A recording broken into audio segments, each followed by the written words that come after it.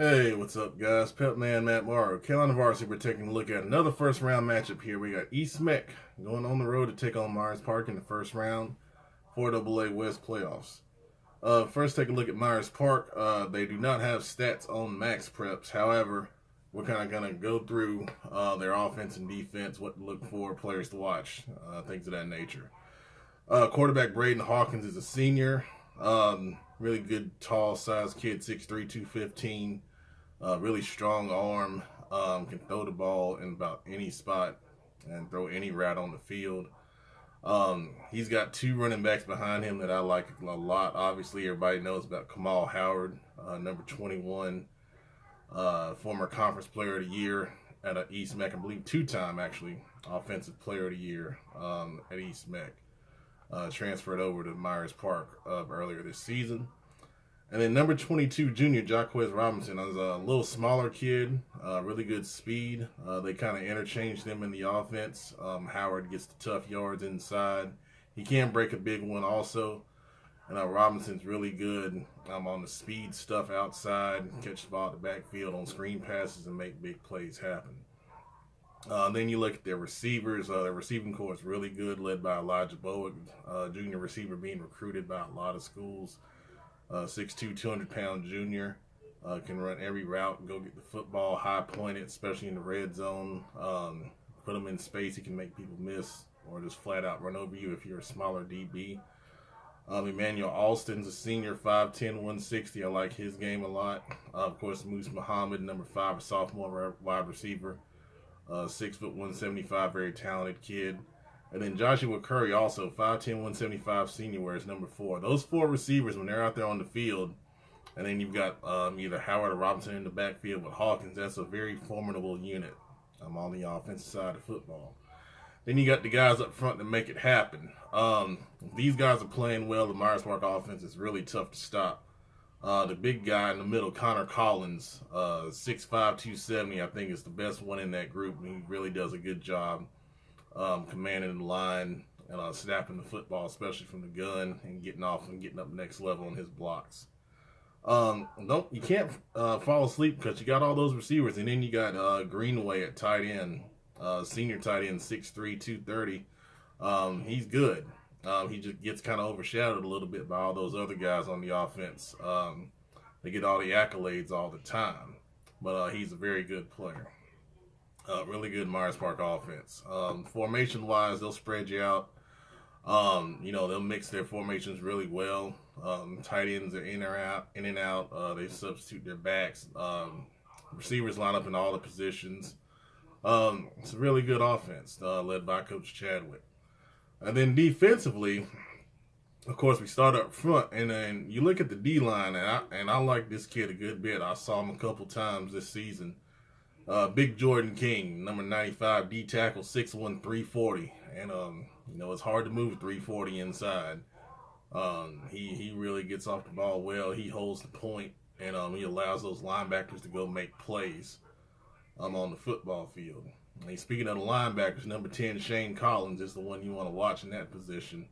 Senior, 6'2", 205, runs really well in space. He can go cover. He can fill the hole and hit you well in the run game. Really good player. In the secondary, they got some talented kids in the secondary. Number 3, Cameron Roseman Sinclair. We saw him earlier this year make a game-saving interception against Hickory Ridge. Sophomore, 6'1", 195. Coach Chadwick told us that he started every game since he's been there. He's going to be a really special player. He already is, but he's going to be even more special in the years to come. Then we got number 32, Trey Bly. He was actually the fastest man at the Nike opening combine before the season. Son of Dre Bly. A smaller kid, 5'7", 140, but obviously he can absolutely run and fly and stay with any receiver out there on any route. So this is a very talented Myers Park football team. At times defensively they've had some issues earlier this year, but when I saw them, they looked really good against Hickory Ridge. Held them to 7 points, and that was on a turnover. Literally it could have had a shutout in that game. So they're very capable. They're very talented. And they're playing well. They had a shutout last week against Independence when they're 10-0 victory. So they're doing well at the right time. All right, let's jump over to East Meck. East Meck's coming off a tough game to Butler. Excuse me. um, we got Khalil Gilliam at quarterback. 12 touchdowns, 9 interceptions on the year. He's thrown for over 1,000 yards, which is good in their offense. They like to ball control most of the time. When you look at their numbers, they've thrown it 184 times. They've rushed it 402 times. And if you know Coach Shuford, he's a run-first guy in his offense. And this is a little over 2-to-1 ratio run to pass, which is, what you would expect with East Meck. And, of course, that run game is led by number 6 senior Khalil Woods, who stepped up since Howard left. Woods has almost 1,500 yards on the season, 10 touchdowns, averaging 7.6 yards a carry, which is very impressive. So he's more than filled the bill in that run game. If he gets in the open field, he's usually gone. He's a breakaway runner. He can run it inside, too. We saw him earlier this season. Very impressive kid running the football. Then they've also got Jones, number 23, who's a junior, who's got 567 yards and 3 touchdowns. So he has ability too. So if you key too much in on Woods, they can, do their things in their offense where they fake it one way, go the other, counter plays, things of that nature. And Jones can hurt you as well, 5.5 yards a carry. So they are very efficient in their run game. When they do throw the football, they've got a couple of guys they like to throw it to. Number 11, Diaby, is a senior. He's got 37 catches on the season for 5 touchdowns. And then they throw it to Woods a good bit. He's got 23 catches. And then they got Fair, who's a junior, with 17 catches and 4 touchdowns.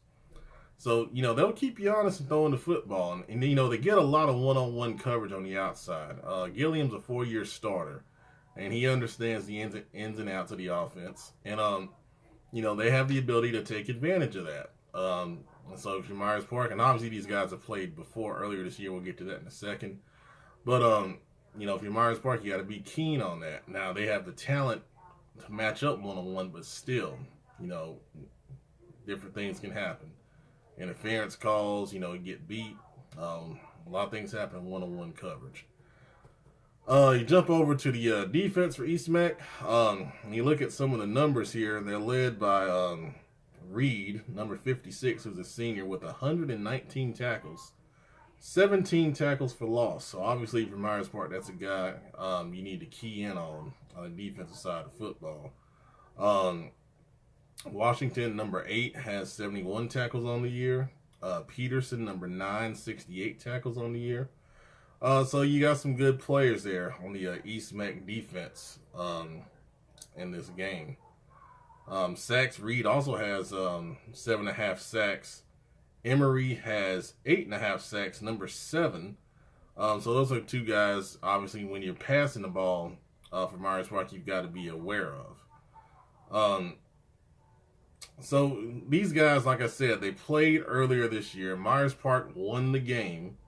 We're going to take a look and see what we can garner from that result here in a second. But like I said before, earlier this year when we looked at this game, East Meck has had Myers Park's number the past couple years. So these teams know each other pretty well.